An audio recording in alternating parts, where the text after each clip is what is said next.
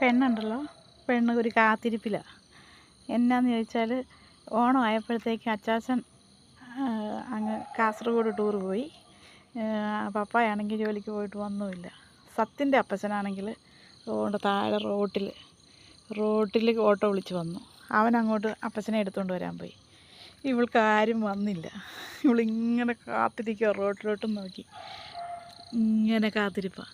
ഇവളെ ഇട്ടിട്ട് സത്യത്തിൽ എവിടെയും ഒരു വെക്കേഷനായി ഒരിടത്തും പോകാനും തോന്നത്തില്ല. ഈ കാത്തിരിപ്പും കരച്ചിലും ഈ സങ്കടമൊക്കെയാണ് എപ്പോഴും. ഇവരൊക്കെ വളർത്താൻ പോയുള്ള കുഴപ്പം, ഇവരുടെ വിഷമമൊക്കെ നമുക്ക് കാണണം. ഇവളെയും കൊണ്ട് എവിടെയും പോകാനും ഒക്കത്തില്ല. ഇവളുടെ അങ്ങനെ ഡോഗ്സിനെയൊന്നും ആർക്കും ഇഷ്ടമല്ലല്ലോ. ഇഷ്ടമുള്ളവർ മാത്രമുണ്ട്, പക്ഷെ ആർക്കും ഇഷ്ടമല്ലാത്തതുകൊണ്ട് ഇവളെ കൊണ്ടുപോകാനും ഒക്കത്തില്ല. വലിയ സങ്കടമായി. എപ്പോഴും ആരെങ്കിലും വെളിയിൽ പോയാൽ ഈ കാത്തിരിപ്പ്, ഈ നോട്ടമാണ്. എവിടെയെങ്കിലും വണ്ടി വരുന്നെങ്കിൽ അതിൻ്റെ ഒച്ച, ഇങ്ങനെ മുറ്റത്ത് നോക്കിയിരിക്കും പെണ്ണ്.